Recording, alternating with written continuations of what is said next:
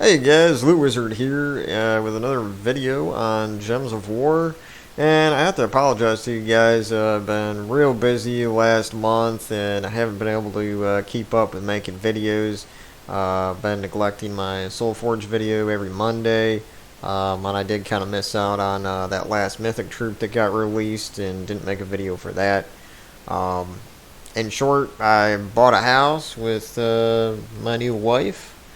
And yeah, it's been, we've had to do some repairs, and we're still working on some things. I didn't have access to my computer for a couple of weeks, and right now I got my computer in my new house, and I don't have my microphone, my proper one, all set up. So you're probably gonna have some background static on this microphone because I'm just using a headset.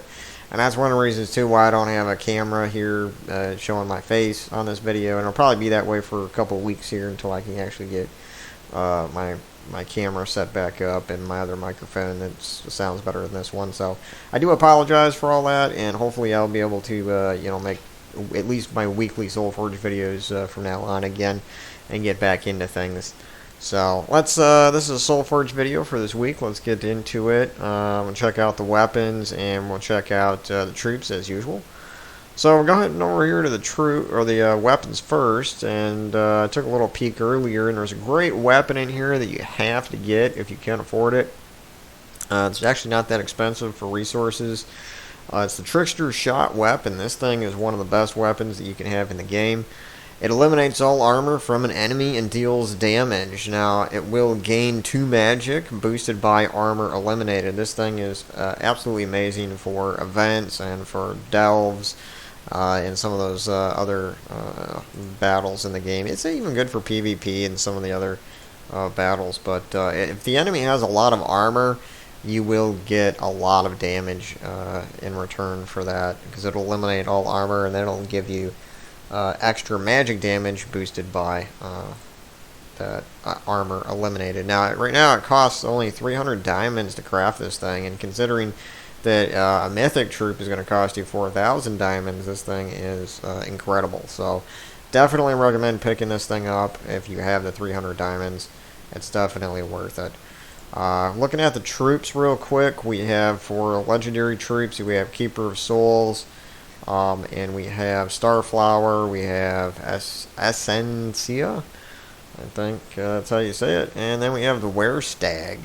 So these are, there's a couple of interesting legendaries here. Keeper of Souls, I always liked this one. It allows you to transform all gems of a chosen color to skulls, and one of the things that's amazing about that is that you can get basically an extra turn by matching skulls, because there'll be skulls already on the board, and you can choose which color of gems to transform into skulls. And if you get a 4 or 5 match, then you get an extra turn. So not only can you do skull damage, but you can get an extra turn usually with this troop. And if you're using it with a weapon that does a lot of attack damage like Ming, it's even more incredible. So that's a good legendary to have.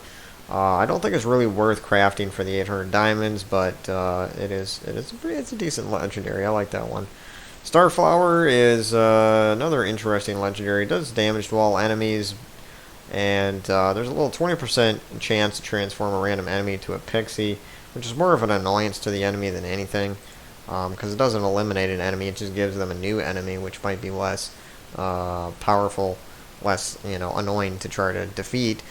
But the other good thing about it is in the traits here, the last one, it has 50% chance to Fairy Fire a random enemy at the start of your turn, which means every single time it's your turn, it has 50% chance to Fairy Fire a random enemy, and that allows that enemy to take 50% extra spell damage as long as it has Fairy Fire on it. So this troop is going to passively allow you to do more spell damage to the enemy, and it does do damage to all enemies itself. So this is a pretty decent legendary troop as well. And this one is it's kind of a newer legendary troop. Allows all dragon allies to start with 50% mana, which I thought was actually really amazing, because for the longest time in the game, dragon allies were pretty powerful, and they still are, and we just didn't have a way to allow them to start with 50% mana. Now we do. So that's really amazing. Now, as far as its ability, it's nothing really too crazy. It summons 1 to 3 dragon spirits, and then if there's already a dragon spirit on your team, it will explode 10 gems. So nothing really crazy with its ability, but the passive trait there allows you to have Dragon start with 50% mana, which gives you a really good head start. So, and then we have the Were Stag. This thing does true damage to the first and last enemies. It creates 3 Doom Skulls for each of these new type of gems, the Lycanthropy gem on the board. And it also has some interesting traits here, but yeah, there's some decent legendaries there. I don't think I would recommend crafting any of them, though. You just wait until you get those out of keys. As far as mythic troops, we have this week, we have Famine, we have Suna, Fallen Valdis, and Will of Nisha. And I would say probably out of those 4, I'm going to say probably my favorite is Suna, just because Suna has a lot of potential. It steals life from the 2 weakest enemies, and it steals magic, 8 magic from the 2 strongest enemies. So every time you cast it, you're going to be stealing more life the second and the third and the fourth time that you cast it, because it's going to continue to steal magic. And since it's also stealing life, it is going to be hard to kill because you're going to be stealing life. And it is the lowest cost for a mythic troop at only 20 mana, so it's really good. Also, it does have a Fairy Fire, a random enemy when matching red gems, which allows you to do extra spell damage as well. So Suna is probably my number 1 pick for mythics this week. Will of Nisha would probably be second, and then these last 2, Fallen Valdis and Famine, are really bad mythics in my opinion. So they're in the last place for sure. But Suna and Will of Nisha are definitely pretty good. Suna is, I probably wouldn't recommend crafting either of these, even though I like Suna a lot. I would wait until you get these by opening keys, because even though I like Suna, I wouldn't consider it to be like in a top 10 of mythics. And there's definitely better ones like Tina 9000, Lord of Slaughter, and the Grey King, and there's definitely some other mythics that are better that you can craft. Just save up your diamonds and craft, because every mythic is going to cost you 4,000 diamonds to craft it, which is a pretty steep price. It's going to take you a couple months to save up that much. Alright, so that's pretty much it for the Soulforge here. Let's take a look at the current event that's going on and the new troop. I guess we'll take a look at the new troop first. If we go here to the weekly event, we have this new troop out called Lady Estelle, and it will create 8 green gems and 8 red gems. It will blast and give 3 magic to all Bright Forest allies. So it's basically a mana generator. It's going to create those 8 green and 8 red gems every time you cast it. And there's no guarantee that those are going to connect and give the mana to you, so you could be casting it and giving some mana to the enemy. So, no guarantee there. This is one of those times where we have 2 arcane stones that for every purchase of the new troop, you get 2 of them. So this week is the Arcane Storm trait stones, which you definitely need those to unlock traits on troops and even your classes. So I do recommend that if you need that trait stone, now's the time to buy it. It's only 400 glory to get 2 of them. So as you can see here, for only 6,400 glory, you can get this troop to Mythic and get 32 Arcane Storm trait stones. And that's what I'm going to do there right now. And it never hurts to have extra trait stones laying around, because they'll come out with new legendaries and new mythics that you're going to have to use your trait stones on anyway. So now, yeah, that's my opinion on that troop. Let's go check out the current event going on. It's called the Festival of Stars, and this whole event is based around the Bright Forest troops, I believe. I've been doing a few battles here and there.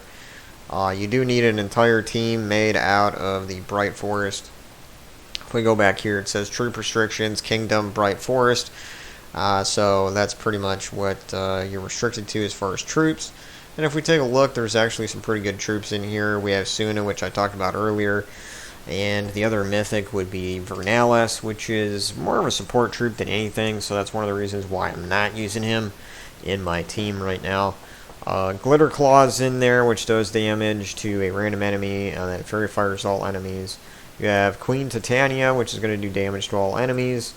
You have the Miraji Queen, great legendary troop there. It will convert all green gems to Doom Skulls. Tinson Tail we have. There's a few good ones in here. I really like the Water Elemental because this thing does damage to all enemies and it also stuns them. Plus, one of my favorite troops of all time, the Leprechaun, is in here because it's a Bright Forest troop, which starts with full mana, gives us some nice mana generation by exploding 15 green gems. So as you can see here, my team setup centers around the Leprechaun, Suna, Water Elemental, and then for weapon, I am using the Summer's Wonder, which is actually a Fey weapon. It deals true scatter damage boosted by Fey allies and enemies. The boost ratio is 8. And now, I forgot to mention too that for this event, if you get the event medal, you're going to be doing an extra 160% skull and spell damage. So you can focus on skulls or spells for this current event. I chose to focus on spell damage instead of skulls. But this Summer's Wonder weapon is really great. I really, really like this thing.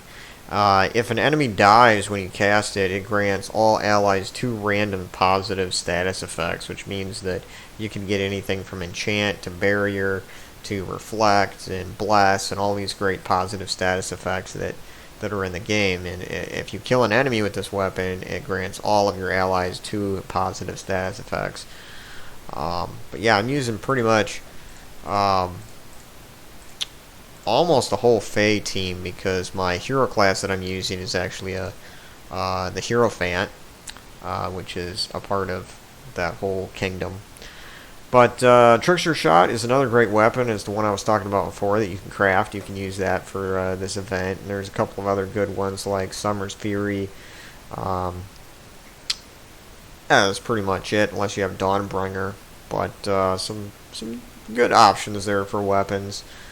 So this is the team I'm using right now. I'll go through, do a couple of battles with it, and I'll show you what's going on.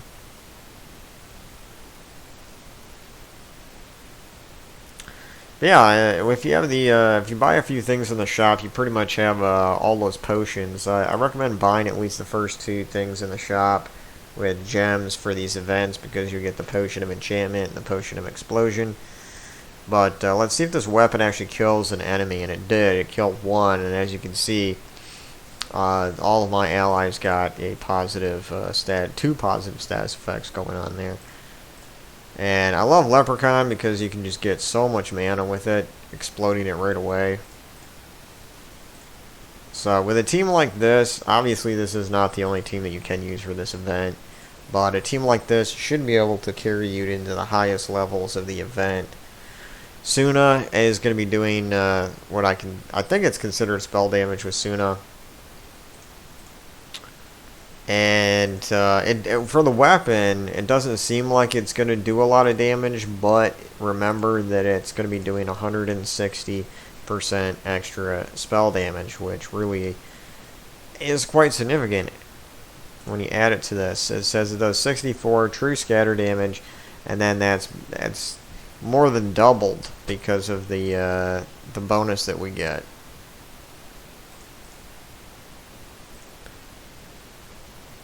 So that's pretty much it for the Soulforge video this week, guys. I probably rushed through it and kind of skipped a few things here and there. It's been a while since I created a video, but that's basically what I'm seeing for a good team for this event and kind of my thoughts on the troops and the weapons in the Soulforge. And I will catch you guys on the next video. Thanks for watching.